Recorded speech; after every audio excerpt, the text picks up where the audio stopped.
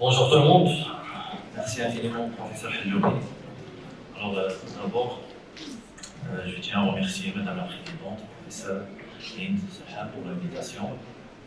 Je tiens à féliciter pour cette excellente organisation du congrès.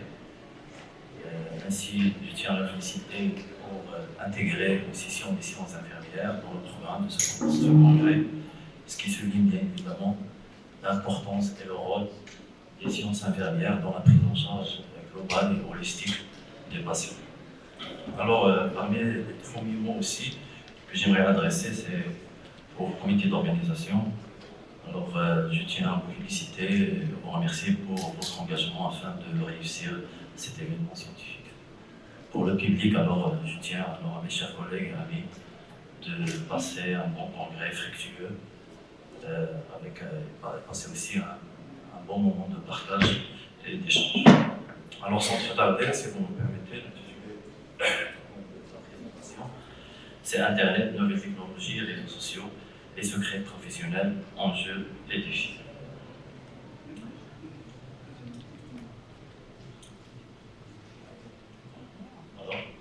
Alors, en guise d'introduction, vous connaissez tous, alors, les nouvelles technologies de communication ont évolué récemment. Alors, ce qui facilite l'accès à l'information et à la communication, surtout avec l'intégration de ce qu'on appelle les réseaux sociaux. Ces réseaux sociaux, comme vous connaissez, alors, sont intégrés aussi dans le système de santé, ce qui a amélioré bien évidemment la prise en charge des patients. Et ce progrès technologique permet bien évidemment une diffusion plus rapide des connaissances médicales et des protocoles de traitement et renforce ainsi l'efficacité et la réactivité des établissements de santé. Alors, comme vous connaissez aussi que, aujourd'hui, nous sommes devant une génération qui a grandi en utilisant les réseaux sociaux comme une extension naturelle de leur vie quotidienne. C'est-à-dire, nous sommes devant une génération qui est normalisée avec l'utilisation des technologies, plus précisément les réseaux sociaux. Alors, ces outils numériques ont façonné les interactions, leurs interactions, leurs apprentissages et leur manière de percevoir le monde et créer ce qu'on appelle une culture numérique profondément intégrée dans leur existence. Alors ça, c'est la situation et le contexte général de cette génération, c'est-à-dire qu'on est devant des réseaux sociaux qui sont ce qu'on appelle omniprésents, c'est-à-dire qu'elles désignent la présence qui est continue et pervasive chez cette génération, ce qui pose également des risques importants pour la confidentialité des informations de nos patients. C'est dans cette optique, alors que cette présentation, de traiter les enjeux éthiques des réseaux sociaux pour la nouvelle génération de professionnels de la santé. Alors, à travers l'ensemble des objectifs, on va voir dans la présente communication et comprendre les avantages et les risques associés à l'utilisation de ces nouvelles technologies et des réseaux sociaux dans notre pratique quotidienne. Ainsi, on va essayer d'identifier les défis spécifiques liés au maintien du secret professionnel à l'ère numérique et enfin de discuter des stratégies et les bonnes pratiques pour faire face à toute divulgation de secrets professionnels. Alors, un des points importants, avant de plonger dans le vif du sujet, c'est qu'il faut savoir que la liberté d'expression sur les réseaux sociaux n'est pas sans limite.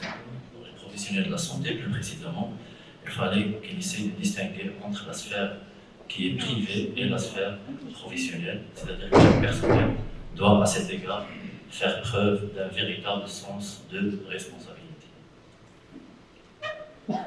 Alors, c'est ce qui est important à faire, c'est de distinguer entre, comme je viens de dire, entre tout ce qui est professionnel et ce qui est personnel, c'est-à-dire entre la sphère privée et la sphère publique.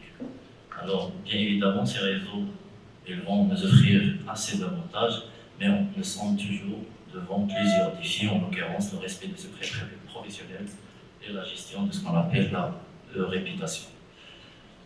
Le secret professionnel, comme vous connaissez tous, c'est au cours de notre pratique quotidienne en tant que professionnel de la santé, vu l'augmentation, bien évidemment, de l'utilisation des nouvelles technologies numériques et ce qui devient alors de plus en plus difficile, surtout pour cette génération, pour protéger alors la confidentialité de la patient. Aussi un aspect important qu'on défie de l'utilisation des réseaux sociaux, c'est ce qu'on appelle aujourd'hui la réputation, qui désigne l'image alors perçue d'une personne alors sur Internet. Alors elle est façonnée par les informations, par les commentaires, les avis, les interactions disponibles en ligne sur les réseaux sociaux, les forums ainsi que les blogs et l'ensemble des réseaux sociaux que vous connaissez. Alors ce qui peut construire ce qu'on appelle aujourd'hui une identité numérique. Alors chaque professionnel alors, doit travailler sur son identité numérique. Alors comme vous connaissez alors les patients, les professionnels de la santé, alors ils présentent plusieurs caractéristiques par rapport à d'autres professionnels. Alors c'est d'abord qu'ils sont devant alors, le dilemme de respecter la confidentialité des patients et avoir alors, une bonne réputation va alors permettre alors d'engendrer une confiance et crédibilité de leurs travaux et aussi l'impact direct sur la pratique. Alors les avis, témoignages alors positifs en ligne peuvent attirer bien sûr de nouveaux patients, surtout pour les patients alors, en secteur privé, et la sensibilité des informations, et aussi influencer les avis qui sont en ligne et la réputation institutionnelle, c'est-à-dire alors la réputation d'un professionnel peut refléter aussi alors, la réputation institutionnelle, c'est-à-dire dans l'institution dans laquelle alors il travaille. Alors nous avons un cadre conceptuel qui définit la relation entre les différents professionnels de santé et aussi leurs patients. Et comme vous remarquez, alors, dans ce cadre conceptuel, alors que les lignes qui sont, ou bien les cercles, alors entrées qui sont pleins, indiquent alors les interactions qui sont bien sécurisées. Alors ce sont les interactions soit entre professionnels et professionnels, ou bien entre professionnels et patients. Par contre, les interactions en utilisant les réseaux sociaux sont considérées toujours comme des relations qui sont non sécurisées. Alors c'est ce que vous voyez dans la présente image, ce sont les cercles en pointillés qui indiquent les interactions en utilisant les réseaux sociaux. Alors, c'est dans cette optique que les réseaux sociaux et secrets professionnels posent de problèmes et on doit connaître en tant que professionnel de la santé quelles frontières à ne pas dépasser lors de l'utilisation de ces réseaux sociaux. Alors, comme vous connaissez tous, nous avons une panoplie de plateformes de réseaux sociaux. Nous avons Instagram, nous avons, comme vous connaissez, Facebook, le plus utilisé, TikTok, etc. Alors, une panoplie de réseaux sociaux et nous sommes devant une génération qui est normalisée avec l'utilisation de ce genre de plateforme. Et là, on se sent toujours devant le risque de confidentialité ou bien de divulgation de secrets professionnels. Ce que vous devez savoir, c'est qu'une fois qu'une information est partagée sur les réseaux sociaux, alors on perd le contrôle de ces informations parce que l'information devient éternelle, c'est-à-dire elle sera disponible éternellement dans les réseaux sociaux. C'est pour ça qu'il faut toujours, avant de poster n'importe quelle information, je parle plus précisément ici de l'information qui est professionnelle, il faut faire attention, perdre le contrôle, ce qui va engendrer le risque de confidentialité et aussi le risque lié aux conséquences professionnelles. Alors, plusieurs écrits dans la littérature ont mis le focus sur les informations professionnelles partagées par les professionnels de la santé et ils ont montré qu'il y a souvent, lorsque les professionnels de la santé partagent des informations, sont souvent mal interprétées par la population générale. Alors c'est pour cette raison, le relevé de littérature a défini un ensemble des bonnes pratiques à respecter lors du partage des informations d'ordre professionnel. Ce qui est recommandé toujours, c'est de partager toute information qui est en regard d'améliorer la santé de la population, tout ce qui est en rapport avec l'éducation thérapeutique, avec des informations qui vont aider à prévenir l'état de santé des patients et aussi promouvoir leur état. Ce qui est important à éviter souvent lors de partage des informations d'ordre professionnel, c'est de partager des informations surtout durant les périodes de pandémie ou bien des épidémies, pour éviter toutes sortes de ce qu'on appelle l'infodémie ou bien des fake news. Alors, comme vous connaissez, alors, lors des pandémies, surtout, alors nous avons des entités alors, qui assurent le partage des informations. Alors, on doit éviter en tant que professionnel alors, de partager n'importe quelle information professionnelle et rester toujours dans le cadre alors, de prévention ou bien de promotion de la santé de la population. Il faut aussi alors, éviter pour ne pas divulguer le secret professionnel, éviter au maximum de détailler les situations qui sont particulières. Alors souvent, alors les gens ils décrivent d'une manière très détaillée un cas par exemple d'un patient, même si alors on respecte l'anonymat.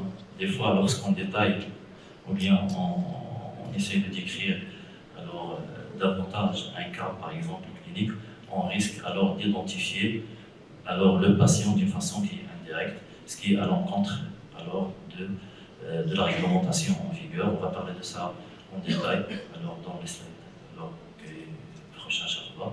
Et aussi éviter toutes sortes de commentaires alors d'ordre professionnel, mais aussi de partager des photos alors dans les établissements dans lesquels vous travaillez, alors ce qui est recommandé par cette envie de littérature pour éviter toutes sortes de divulgations de secrets professionnels. Alors toujours, alors les professionnels de la santé, alors lors du partage des informations, ils sont toujours alors devant alors un cadre juridique qui impose d'une part le respect des lois relatives à la protection des données à caractère personnel, et aussi le respect de secrets professionnels. Alors lorsqu'on parle d'abord d'une donnée à caractère personnel, il faut alors bien mettre dans votre tête que c'est une information relative à une personne physique susceptible d'être identifiée, soit directement, soit indirectement. Alors même le fait, c'est ce que je viens d'expliquer tout à l'heure, le fait de décrire un cas clinique de façon très détaillée, on risque alors d'identifier alors la personne d'une façon qui est indirecte. C'est pour cette raison, alors, surtout pour les gens alors, qui font des vidéos sur TikTok et Instagram, etc., alors il faut éviter au maximum alors, de présenter des cas alors, d'une façon qui est trop détaillée parce que vous risquez à chaque fois d'identifier les patients alors, d'une façon qui est indirecte, même si alors, le nom des patients est anonyme. Alors on va voir quelques cas pratiques par la suite. Alors, dans la réglementation marocaine, nous avons plusieurs lois qui régissent le cadre de respect des informations à caractère personnel et aussi le secret professionnel. Alors, nous avons la loi 0208 sur la protection des personnes physiques à l'égard de traitement des données à caractère personnel. Alors, cette loi qui stipule alors qu'elle punit quiconque diffuse ou distribue une proposition consistant en une déclaration et une image sans son consentement, d'une peine à 1 à 3 ans et d'une amende de 2 000 à 20 000 dirhams. Alors ça concernant alors, le partage des informations à caractère personnel sans consentement des personnes. Alors, toujours en rapport avec le secret professionnel, alors l'article 446 du Code pénal stipule que, alors, elle précise que les médecins, les chirurgiens, les pharmaciens, les infirmiers, les sages-femmes, les stagiaires, ainsi que les administrateurs et autres personnes dispositaires de secrets professionnels qui révèlent ces secrets, alors sans autorisation légale, sont passibles de peine d'emprisonnement et d'amende. Alors, comme vous remarquez ici, alors même les stagiaires peuvent alors divulguer un secret professionnel. C'est ce que vous devez mettre dans votre tête, parce que les stagiaires travaillent sur la responsabilité, par exemple, d'un infirmier, alors au sein d'un service. Alors, elles peuvent alors être aussi être condamnées, vu qu'un stagiaire a divulgué, alors au cours de la période de votre travail, il a divulgué un secret professionnel. Enfin, par exemple, une journée, tu es par exemple le responsable de ce stagiaire. Le fait que ce stagiaire a divulgué le secret, alors tu risques aussi alors d'être puni aussi pour une simple raison, parce que vous êtes, ou bien le stagiaire travaille sur la responsabilité d'un professionnel de la santé. Alors, ça concernant la réglementation en vigueur au Maroc. Alors on parle aussi du secret médical qui est général et absolu. Il doit être respecté, mais après la mort. Alors, lorsqu'on parle de secret professionnel, on parle de tous les aspects alors, de prise en charge des patients, et que ce soit lors de la consultation, les antécédents, l'histoire de la maladie, l'examen clinique, les investigations paracliniques, le pronostic, etc. Et même alors le motif de la mort. Ce que nous avons remarqué, alors, si vous vous rappelez de la période Covid, alors les premiers cas, alors les premiers décès, alors lorsque l'information divulguée à la presse, quand quoi une personne par exemple a été décédée à l'hôpital Hassan II suite à Covid, on remarque alors que parfois les personnels de la santé tapent sur les réseaux sociaux, comme quoi alors cette personne-là n'a pas été décédée suite à Covid, mais suite à une méningite, à une tuberculose, etc. Et là, c'est une divulgation alors indirecte de secret professionnel. Alors, même le motif de la mort alors, sera considéré alors, comme une divulgation bien violation de secret professionnel. Alors, il faut faire attention aussi alors, les groupes, les commentaires, de ne pas divulguer les secrets professionnels sur les réseaux sociaux. Alors, le respect du secret professionnel devient un enjeu crucial à l'ère numérique, où les informations personnelles des patients peuvent être alors rapidement diffusées ou exposées, compromettant alors ainsi leur confidentialité. Alors, le secret professionnel à l'ère numérique, on va voir quelques exemples rapidement de cas pratiques. Quelques exemples, vous les connaissez bien évidemment en tant que professionnel de la santé. Alors, avant de voir ça, alors, vous connaissez, alors, nous avons une panoplie de types de plateformes de réseaux sociaux, que ce soit alors, les réseaux sociaux que vous connaissez, qu'on utilise quotidiennement, Facebook, Twitter, Instagram, etc. Mais nous avons aussi d'autres, là où il y a aussi un risque de divulgation ou bien de violation de secrets professionnels, comme les plateformes de visioconférence, les blogs, les applications de partage de fichiers, etc.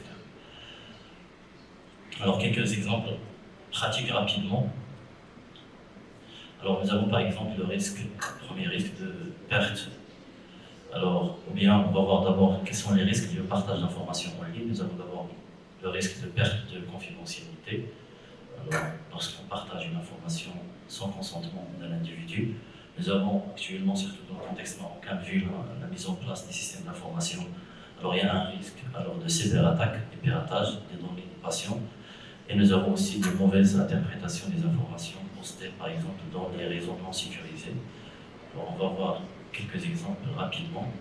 L'exemple le plus répandu, le plus connu, c'est le partage de photos de patients sur les réseaux sociaux sans leur consentement. Ça, vous le connaissez bien évidemment. Un infirmier qui partage une photo d'un patient sur Facebook pour montrer une procédure médicale. Alors là, c'est une violation bien évidemment de secret professionnel. L'utilisation d'applications de messagerie non sécurisées pour discuter des cas de patients, par exemple WhatsApp. Alors WhatsApp, c'est une application qui est non sécurisée. Ça, vous le connaissez bien évidemment, mais nous avons aussi quelques cas particuliers.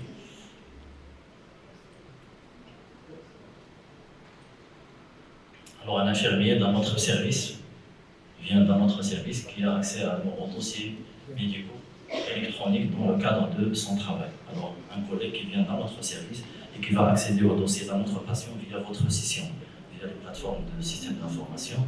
Alors, pour consulter le dossier médical d'un voisin ou bien de son même. Alors là, il y a un risque de violation de secret professionnel. C'est vrai, c'est un professionnel de la santé, mais il n'a pas le droit d'accéder au dossier d'un autre patient dans un autre service via ta session, via la session de système d'information. Alors ça aussi peut engendrer plusieurs risques de violation de la confidentialité et aussi le risque alors de poursuites judiciaires.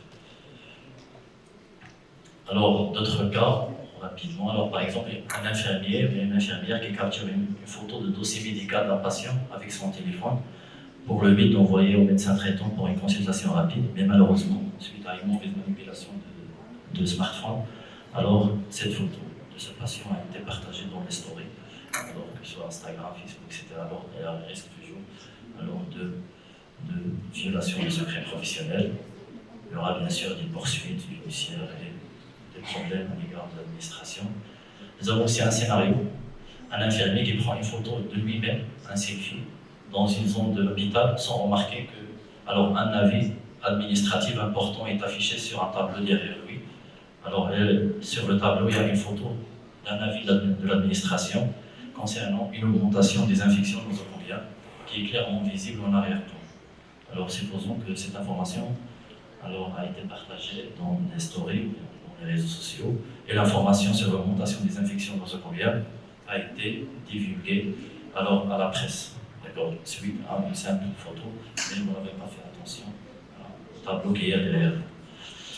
Alors là, vous êtes devant une situation de violation de la confidentialité, perte de confiance. Alors la population, l'image de marque de votre établissement sera valorisée, alors la confiance des patients envers l'établissement de santé, et aussi il y aura bien évidemment des répercussions qui sont légales, que ce soit vis-à-vis de votre administration ou bien vis-à-vis alors de d'autres entités.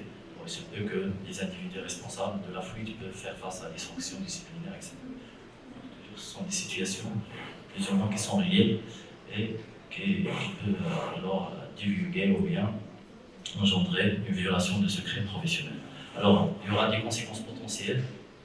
Alors, par rapport à ces cas-là, il y aura un dommage de la réputation de l'établissement, votre réputation en tant que professionnel de la santé, des réactions des régulateurs, les autorités de santé peuvent lancer des enquêtes pour booster, et chercher qui est le responsable de divulgation de cette information. Et il y aura bien évidemment l'impact sur le moral du personnel de service, ainsi que sur l'image de marque de l'établissement. Alors ça, ce sont juste des cas pour mettre le focus sur les cas de violation d'une information professionnelle. Et nous avons aussi un cas qui est peu utilisé au Maroc, mais largement utilisé, surtout en Europe, c'est le principe du crowdsourcing. Alors son principe c'est quoi? C'est que lorsqu'un professionnel de la santé est devant un cas qui est compliqué, il doit alors solliciter ce qu'on appelle la foule ou bien les pairs via un réseau. Nous avons un réseau, par exemple, un groupe fermé des professionnels de la santé. Lorsqu'on est devant un cas qui est compliqué, on doit partager les informations d'un cas clinique pour solliciter les professionnels de la santé et l'avis des professionnels de la santé. Normalement, nous avons des plateformes qui sont dédiées à ça, crowdsourcing, mais récemment, nous avons remarqué que il y aura des groupes fermés sur Facebook qui utilisent le principe du crowdsourcing et qui peut aussi impacter la violation de secrets professionnels. Dans la littérature, il y a beaucoup des écrits qui parlent de crowdsourcing et son impact sur la violation de secrets professionnels. Alors, ces études ils ont révélé que souvent, les professionnels de la santé, lorsqu'ils partagent dans des groupes qui sont fermés, des professionnels de la santé, souvent, ils ignorent le principe de la confidentialité des patients, comme quoi ce sont tous des professionnels de la santé. C'est pas la peine de faire attention à quelques aspects de confidentialité de patients. C'est pour ça l'OMS a publié récemment un guideline de bonnes pratiques pour respecter l'utilisation de principes de crowdsourcing chez les professionnels de la santé. Il faut toujours, malgré que le groupe, il s'agit de professionnels de la santé, il faut toujours respecter l'anonymat des données, utiliser des plateformes qui sont sécurisées, non pas d'adopter ce principe dans les plateformes comme Facebook. Même si les groupes sont fermés, il y a toujours un risque de divulgation des informations. Toujours le consentement éclairé de patients avant de partager n'importe quelle information dans les plateformes de crowdsourcing et bien évidemment respect de l'éthique professionnelle. Alors on va voir maintenant quelques bonnes pratiques pour protéger la confidentialité et la sécurité des informations à l'ère numérique. On va voir des guidelines pour lutter contre d'abord les cyberattaques, les dossiers médicaux informatisés, comme vous connaissez tous. Aujourd'hui, le système de santé vient d'installer le système d'information intégré dans l'ensemble des établissements de santé. C'est parmi les objectifs de la refonte du système de santé. On va voir quelles sont les bonnes pratiques pour faire face et lutter contre les cyberattaques. Le respect du droit à l'image, quelles sont les bonnes pratiques pour respecter le droit à l'image et pour éviter aussi l'infodémie, c'est-à-dire les fake news, surtout durant les pandémies. On va voir le dossier médical informatisé, les limites éthiques et contraintes professionnelles liées au partage des données médicales. D'abord, c'est quoi un dossier médical? Selon la littérature, est défini par l'Agence nationale d'accréditation et d'évaluation en santé comme le support de l'ensemble des informations recueillies concernant la prise en charge du patient et dont les composantes alors sont le dossier médical, le dossier soins infirmiers et le dossier administratif. Alors, tout simplement, ça c'est la définition de le dossier du malade.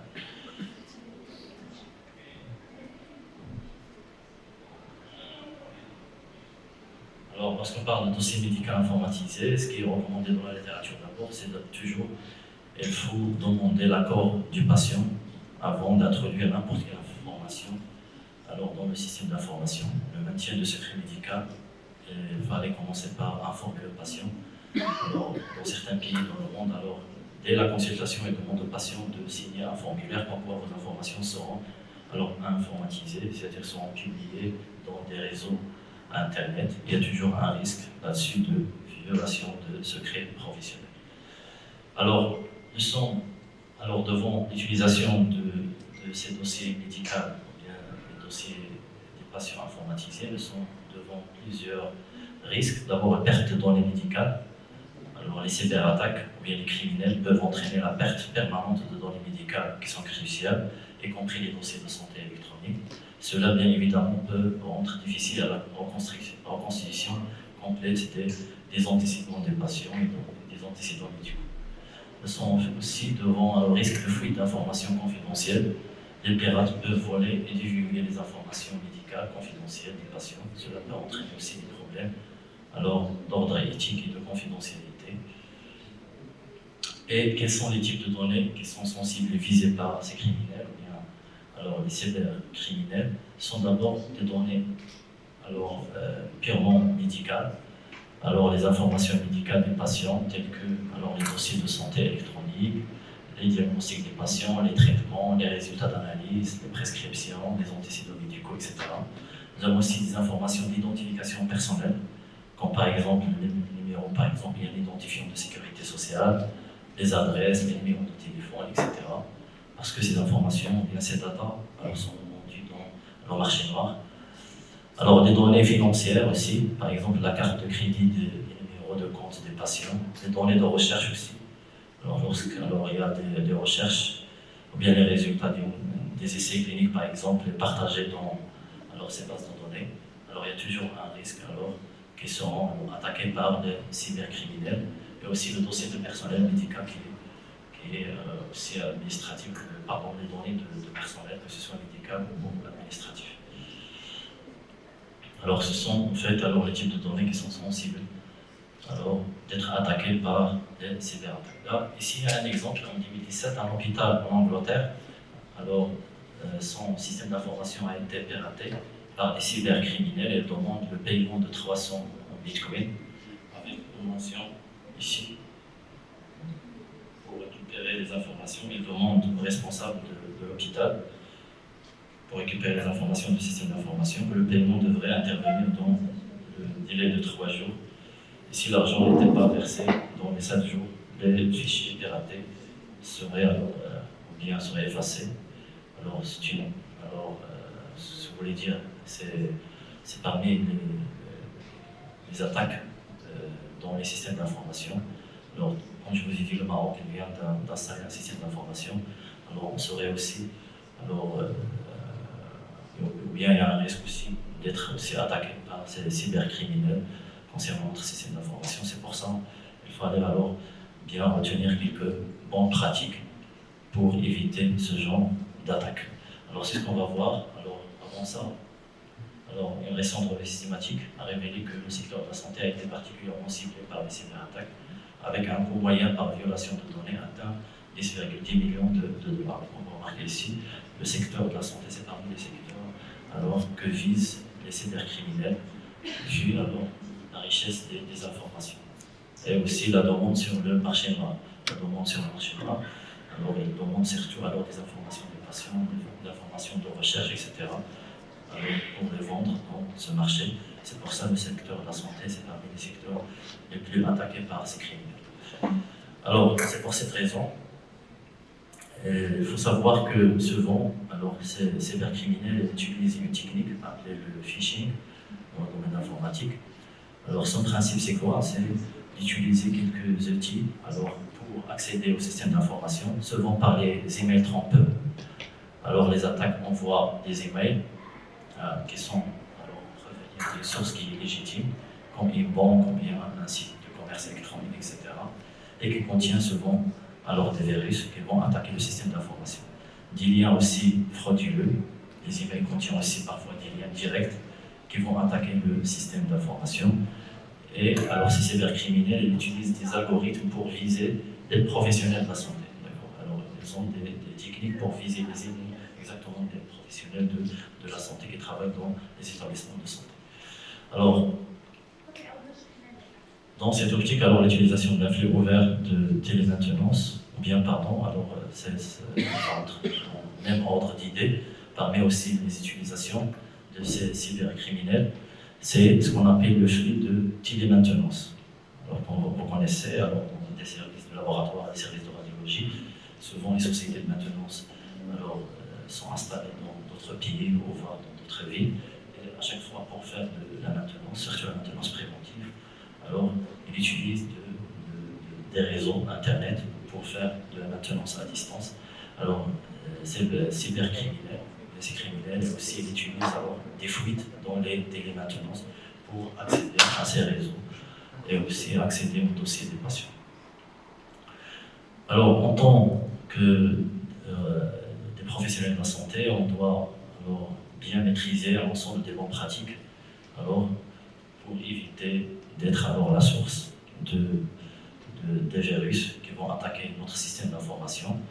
Alors il faut en premier lieu connaître que l'utilisation des clés USB dans les systèmes d'information, c'est le plus danger qui va alors engendrer des fuites dans notre système d'information, ou bien naviguer dans les sites non sécurisés. Donc normalement, les PC dont nous avons un système d'information, on ne doit pas normalement utiliser des sites, certes des sites non sécurisés, ou bien ouvrir des fichiers d'email dans les PC ou bien les laptops là où il y a le système d'information, parce que ces pratiques soulignent l'importance de la vigilance. Pardon.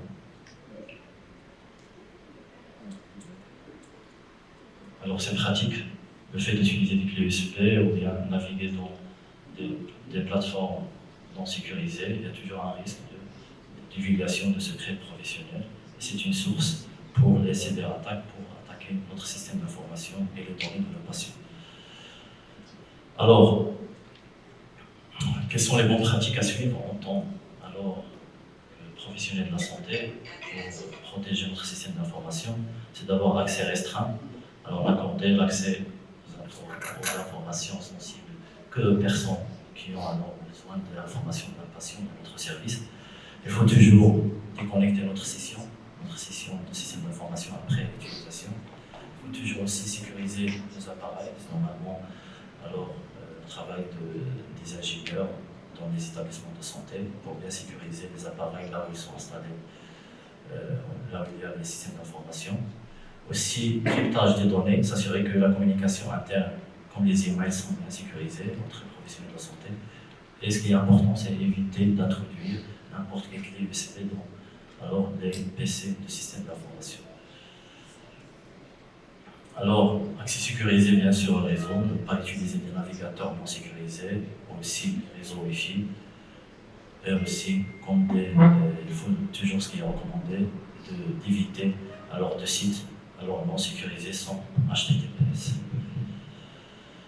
Bien sûr, utiliser des mots de passe qui sont forts pour votre session de système d'information, et bien évidemment la formation et la sensibilisation, c'est la clé pour protéger notre système d'information et protéger les informations de nos patients. Après, alors, le système d'information, les dossiers médicaux informatisés, on va avoir droit à l'image, qui sont les règles applicables, il y a des bonnes pratiques pour respecter le droit à l'image dans nos établissements. Alors des smartphones, comme vous connaissez les réseaux sociaux, la presse, le partage de selfies, photos, les stories et vidéos, rythme notre quotidien. Je viens de dire au début, nous sommes devant une génération qui est normalisée avec l'utilisation des plateformes de réseaux sociaux. Alors, il faut éviter d'abord de prendre des photos de dossiers médicaux, de les partager dans des plateformes non sécurisées, à savoir que WhatsApp aussi c'est une plateforme non sécurisée. L'image des locaux sensibles, alors prendre des photos des locaux dans un hôpital qui sont sensibles. Équipement médical en utilisation, il faut éviter aussi de partager ce genre de photos. Et aussi des images de médicaments avec l'étiquette, là où il y a le nom de patient, et là on risque de divulguer le secret professionnel. Alors, lors de la discussion des cas cliniques, des staffs par exemple, il faut éviter de prendre des photos et de les partager, parce que souvent les photos ne sont pas alors anonymisées. Il y a toujours un risque aussi des fuites d'informations des patients. L'intervention médicale en cours, alors il faut éviter de prendre des photos des interventions médicales. On va voir un cas qui a été récemment condamné en Tunisie suite à filmer une césarienne. Alors il faut toujours éviter en bloc opératoire de filmer des interventions médicales et de les partager. Et aussi les cartes de planification des répartitions, les tableaux de bord, etc. Il faut éviter de prendre des images des tableaux de bord. Très bien. Alors, ce qui est important à retenir aussi par rapport à la prise d'image au sein des établissements de santé, qu'il faut différencier entre un lieu privé et un lieu public. Alors, dans un hôpital aussi, on parle d'un lieu qui est public et un lieu qui est privé. Alors, d'abord, c'est quoi un lieu public et un lieu qui est privé dans un hôpital? Alors, le caractère des lieux est variable à l'hôpital. Par exemple, le hall, les couloirs, l'accueil sont considérés comme des lieux qui sont publics. Par contre, les chambres des patients, alors ça remonte à des lieux privés. Là-dessus, il faut retenir que dans un lieu qui est privé, comme les chambres de patients, on n'a pas le droit de partager une image sans consentement explicite des patients. Par contre, lorsqu'il s'agit par exemple d'un lieu public, là on peut alors diffuser à condition alors de divulguer ou bien d'effacer par exemple les visages des gens, alors pour éviter alors la diffusion du visage à respecter, ce que nous avons déjà dit au début, le respect des informations à caractère personnel. Alors, je répète que les halls, les couloirs et l'accueil sont considérés comme des lieux publics, alors que les chambres des patients s'apparentent à des lieux privés. Alors, nous avons plusieurs réglementations. 3 minutes, pas plus. Alors, nous avons plusieurs réglementations en vigueur pour protéger les informations des patients, le règlement intérieur des hôpitaux, nous avons des règlements intérieurs de CHU de face, aussi des règlements intérieurs de CHU de Marrakech. Alors, ce qui est important à retenir, c'est que publier ou commenter en ligne sur les réseaux ne doit permettre de savoir qu'une personne qui est hospitalisée, ni faire connaître son état de santé ou encore le lieu de son hospitalisation.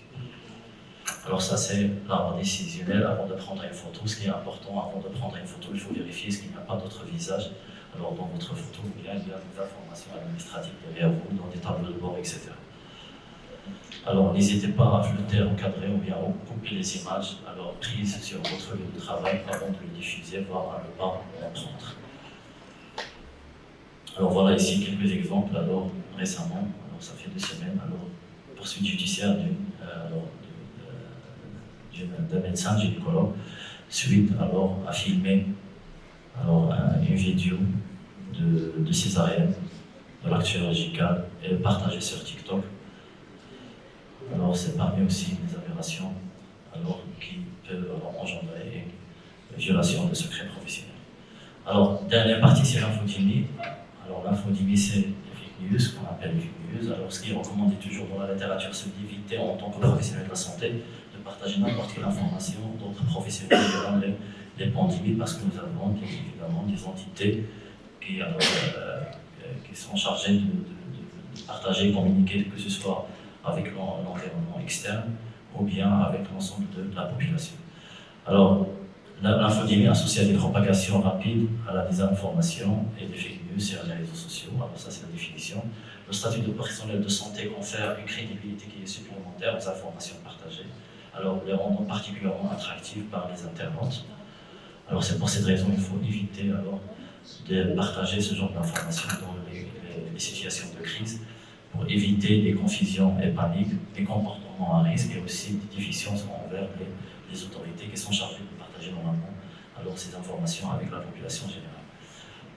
Alors, pour éviter les infodémies rapidement, il faut vérifier d'abord les sources, éviter la diffusion rapide, utiliser des plateformes artificielles, éduquer le public et respecter la confidentialité.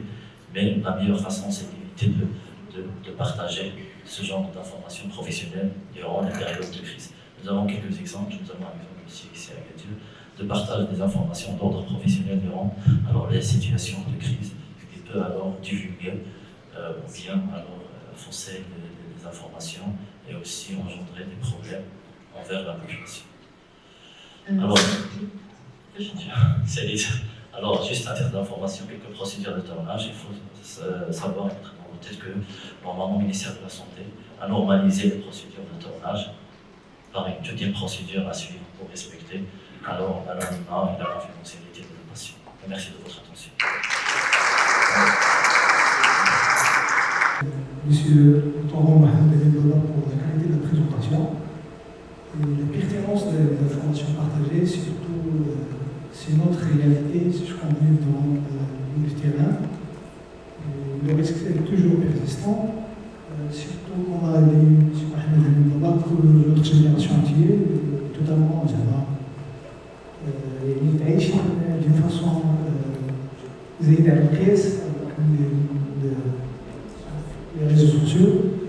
On trouve des pratiques qu'on trouve jusqu'à maintenant, de manque en considération, mais de l'impact, la réputation de notre système et la qualité des hôpitaux. Et jusqu'à là, je tiens à remercier pour la qualité, les exemples qui montrent ce qui existe dans la réalité et ce qu'on doit me prendre en considération. Merci. Dans les réseaux sociaux. Ça, c'est la première règle. La deuxième, si on veut alors la partager, il faut éviter alors que votre patient soit identifié. Ça, c'est l'essentiel. Parce que le fait, parfois, on croit que le fait de partager l'information sans alors montrer par exemple le nom du patient, etc., c'est-à-dire d'une façon qui est anonyme, ça, on respecte la confidentialité du patient. Alors que non, le fait de partager l'information et détailler le cas, on risque toujours d'identifier le patient d'une façon qui est indirecte, ce qui est à l'encontre de la loi en vigueur qui punit toute personne qui partage des informations d'ordre bien à caractère personnel d'une façon qui est indirecte. Alors ce sont les deux règles à suivre. Premièrement, il faut éviter au maximum de partager l'information d'ordre professionnel. Si c'est le cas, il faut